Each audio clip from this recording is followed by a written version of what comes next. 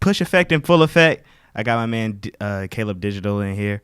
What's up, Caleb? How you doing? What's up, man? How you doing? Man, good. I'm good, man.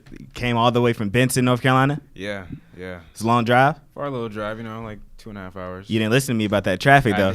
I did. I thought it was going to be light, but it was tough, like the whole thing. Yeah, that traffic is really crazy. Man, yeah. So let me give y'all a little background about Caleb. This is CalebDigital. Man, he's a great videographer, great at FX. He does a lot more. Social media famous. Like, could you even really, you can say, like, how long you been in the game? I would say about like three years now. 3 years? Yeah. Okay. 3 years. So what was like the biggest inspiration when doing your videos? The biggest inspiration would definitely be seeing people like, I don't know if you heard about this channel. It's a channel called like Corridor. Oh yeah, I definitely heard about it. Yeah, Freddie Wong, all those people, they kind of pioneered it for other visual effects artists and like creators to like make what they imagine become real. That's pretty much what inspired me. Okay, that's what inspired you. Yeah. Okay, so how'd you come up across those people? Just YouTube. Just like I think I was like, I don't know how old. I know I was in middle school, but I was definitely inspired by that because I just ran across their video. I don't know which one it was, the first video I saw, but I saw it and I was like, that's what I want to do. Right. Like it was kind of previous too. Like when I was 7, yeah, definitely. I saw this one video of like this dragon or whatever. It was like really cheesy, but I loved it because I was 7. Right. I was definitely. like, it's really cool, and I was like, I really want to do that. But then later on, I saw Corridor and Freddie W and all those guys, and I was like, all right, well, this is definitely what I want to do now. Right. Like I thought it was like evident in the beginning, but that was like like a confirmation for me. Right. Definitely. Yeah. Man. So, but I don't think people understand how young you are. Like you're 18 now, 18, 19? No, I just turned 20. Just turned 20? Yeah, May 1st, yeah. Oh, May 1st. Happy birthday. Belated birthday. Appreciate it. But you've been doing this since you were like 17? Yeah, beginning of actually no, sophomore year.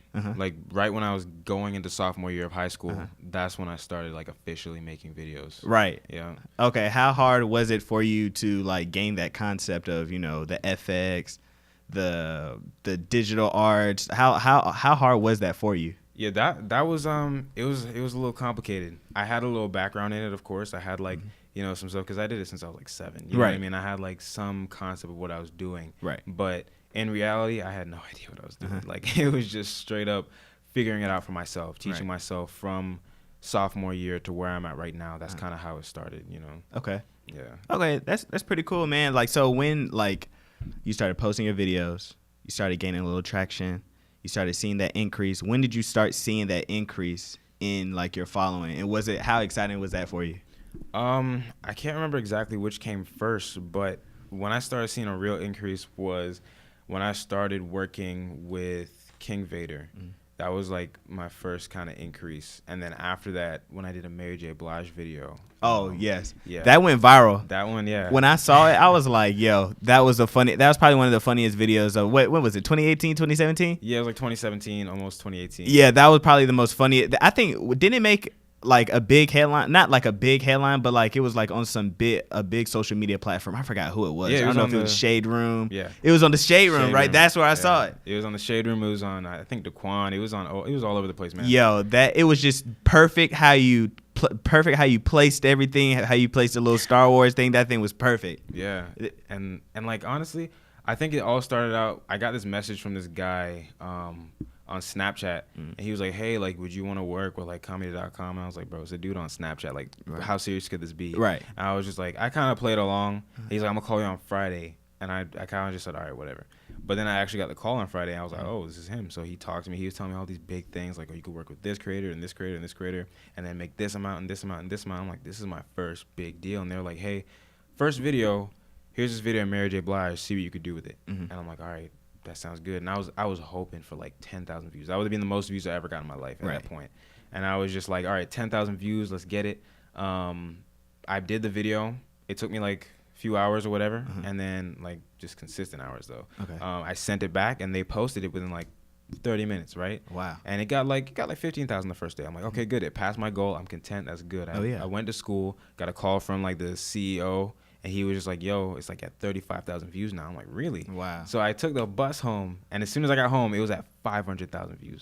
I'm like, whoa, this is getting crazy. It's getting crazy. I call my friend. I'm like, yo, it's at 500,000 views. He's like, yo, that's crazy. I turn around, 800,000 views. It was blowing up while I was talking. Wow. And that's when I realized, I'm like, okay, this is this is for real. This is what I want to do. This is where I want to take this. You know what I mean? Because I noticed that if I work with companies or if I do my own thing or whatever, regardless, it's still going to take me somewhere. So it hit 1 million views that night, basically. Right. And it grew to like 6 million now on like Facebook and like all the other places. I think it's like in total like 11 million views. And then Mary J. Blige herself watched it on a radio show. Yeah, she watched it. And I was really excited. I was like, yo, that's crazy. But I wasn't that excited because, unfortunately, my name was cut out of it. Because the Shade Room, they took my video and they took the time to actually like snip my name out. And I was like, oh, man. Yeah. I was like, wow, that kind of sucks, you know? And no one knew I did it. Like, some people did. Like, a lot of people did. But, like, the other people who was, like, watching on the Shade Room or wherever, and people were reposting it from the Shade Room, so it's even worse now. So now my video's out there without a name. Yeah. So, you know, that was just my learning experience when I was younger. Okay. I learned from that to never let anyone take that from me, you know what I mean, my credit. And that was a hard realization, but I learned from it, you know? Okay. So in that realization, what are you doing different with that?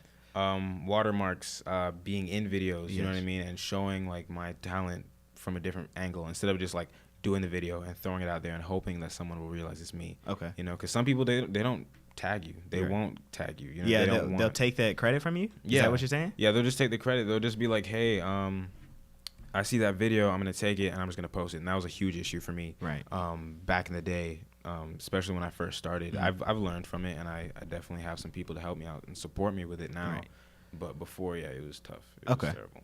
Yeah. So what's the biggest misconception in the whole social media realm? Having a bunch of followers. What is the biggest misconception that people don't realize? The biggest misconception is you could have as many followers as you want, right, but not as much money as they think they make. I've seen people literally have 2 million views, followers or whatever, and they're like, broke. I have more money than them. You know what I mean? Right. It's just like a mind-blowing thing because people think it's all luxury, it's all this, it's all that. No, you got to work hard for everything. Right. It's not just the followers. It's not just the attention. It's also financial. It's also respect. You got to work for everything that you have when it comes to social media. It's not just one avenue. That's one big misconception that people really think it is. You know? It's tougher than people think, especially when another thing is also content, making content. That's one thing. People are like, oh, you make videos? That's it?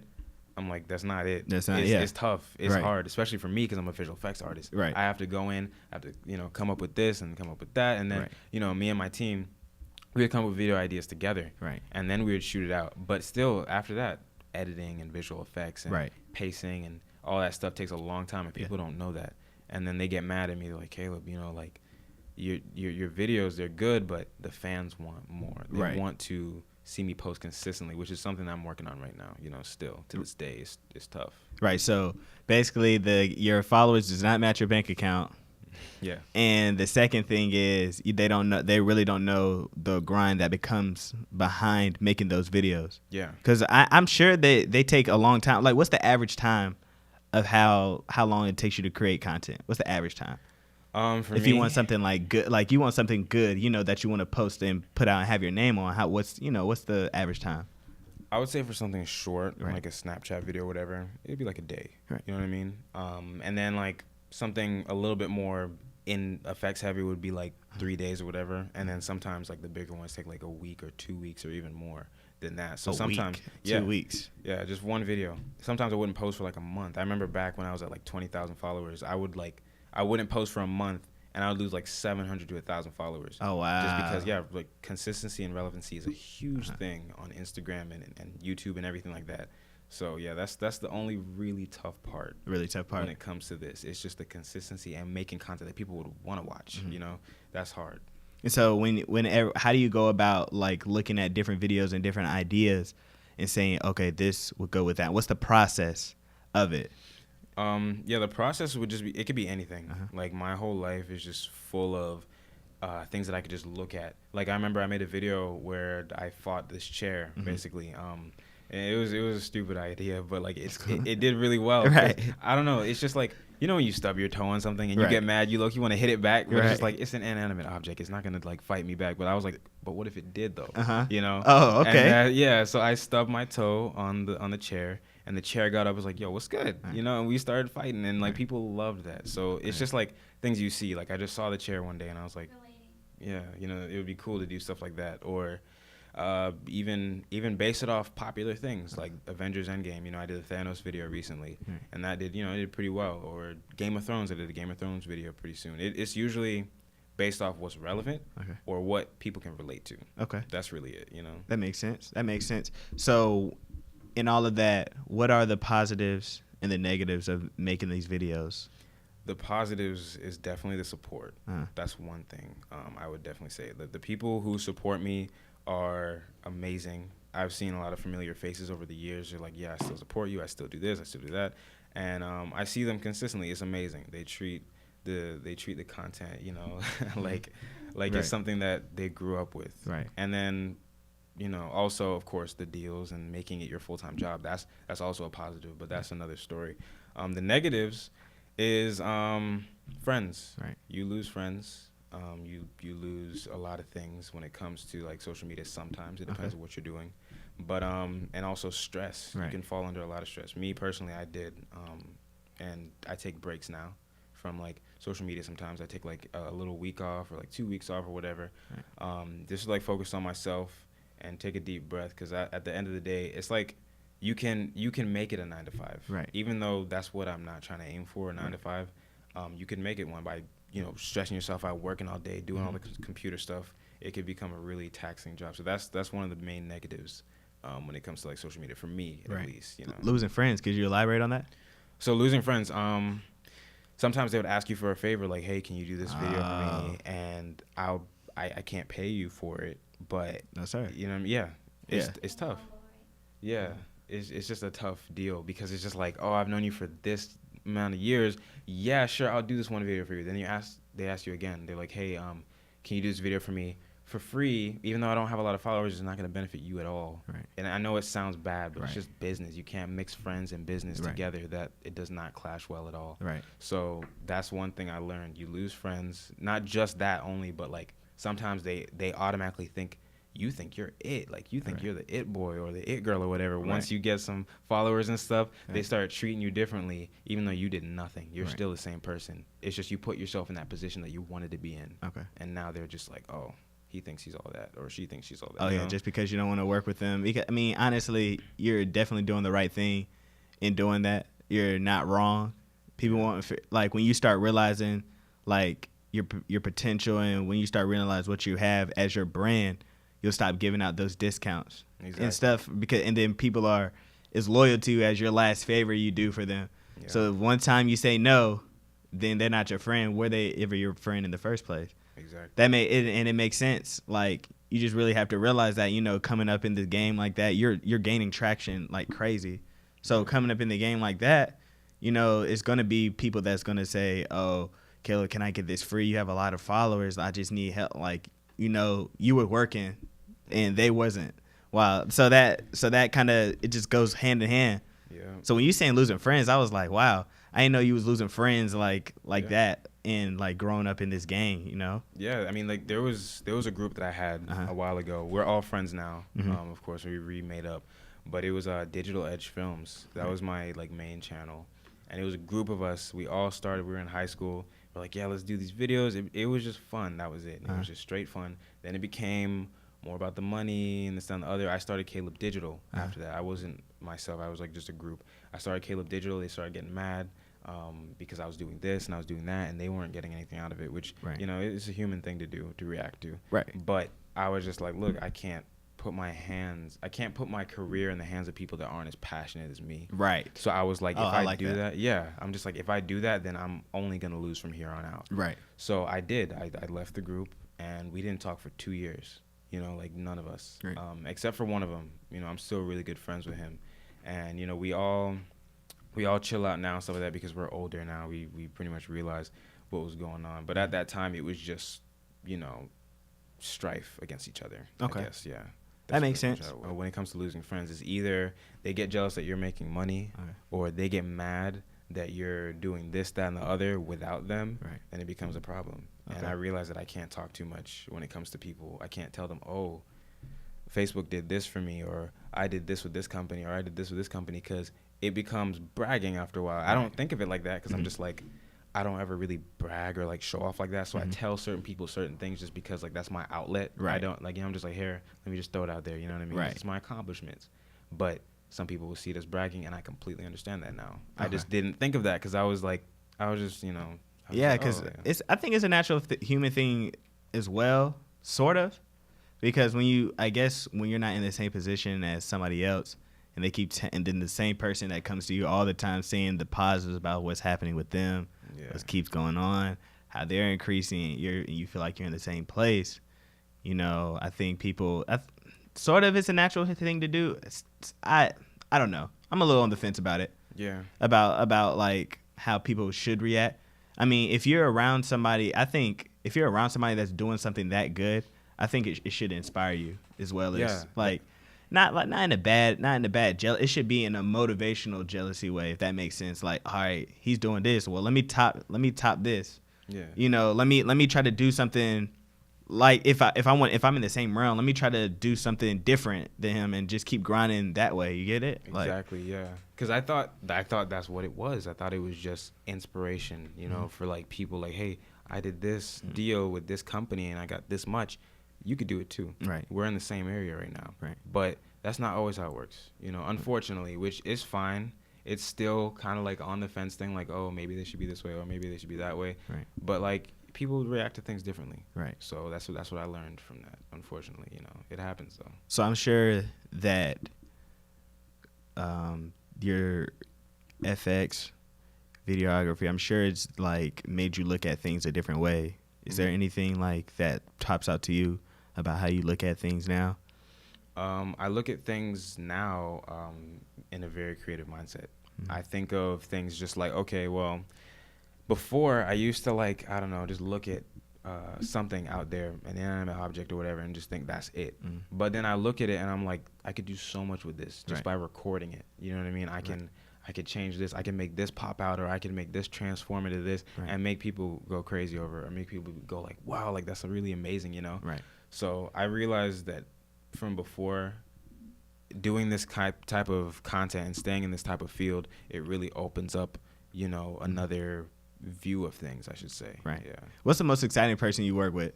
Because I know you said you're in a few weeks you're going to see Funny Mike. Yeah, Okay. Funny Mike, Runic, you know, there's really cool people. Right. But I don't know. I know there's a lot of exciting people that you work with and that's in your resume. So I was like, man, there's probably, I don't know if he has a favorite one. That's what I was thinking. Yeah, it's hard. Yeah. I've worked with Fabulous. I've Right. met up with Jalil White. Right.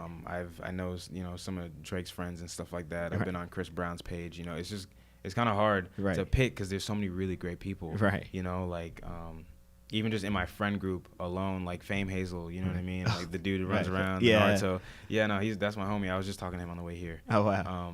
And you know, just the people that I associate myself with, you know, I feel like that's kind of like my whole excitement. You know what I mean? But I don't know. It's hard. I have to think back to see who is my favorite to work with. I think that's a little a hard on the spot question. Yeah. Like, yeah, because you've been working with so many people, so many artists, so many videographers. It's probably hard to like think of one off the top of the head, and you know probably don't even want to make anybody else mad or something. They're probably not, but you know. Yeah, you know.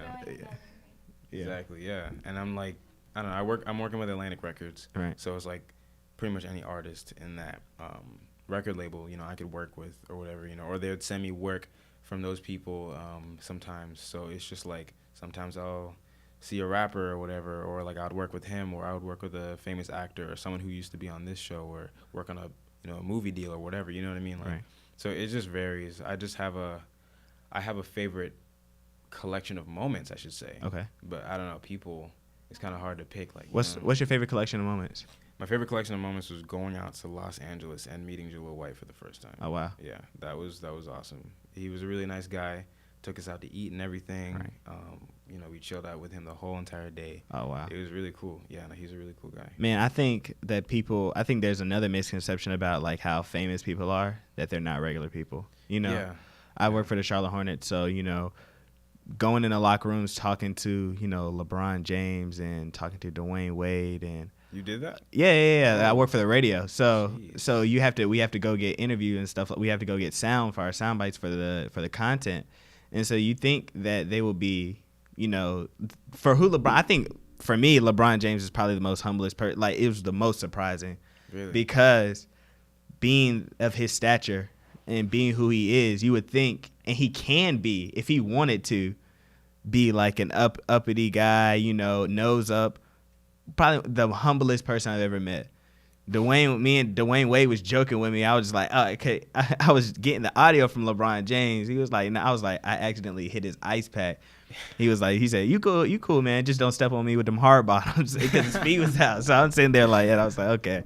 So just, I think that's probably the most misconception that people have, that is people, there aren't regular people. Like, I go into those locker rooms all the time, and they're joking on them like they're out in the street. They're joking on each other like they're out in the street. So it's like, it's regular. Yeah. So I think people don't understand like who people really are. There are people at the end of the day too, right? Yeah, that's amazing though. Yeah. I didn't know you. Wow, that's crazy. Yeah, LeBron James and all that. Wow. Oh yeah. It's just it's regular. Like, it's not like it's, I don't know how to explain it. It's like it's what it is. It's just my job. I think we come there to do a job. Like, you, when you're recording and you see a famous person, you're not really, I don't know if you're not as starstruck anymore, because, you know, they're just people. We're both here to do a job. Yeah. I learned that actually from my good friend Wes. Right. His name is Wes Good on Instagram and like all that stuff.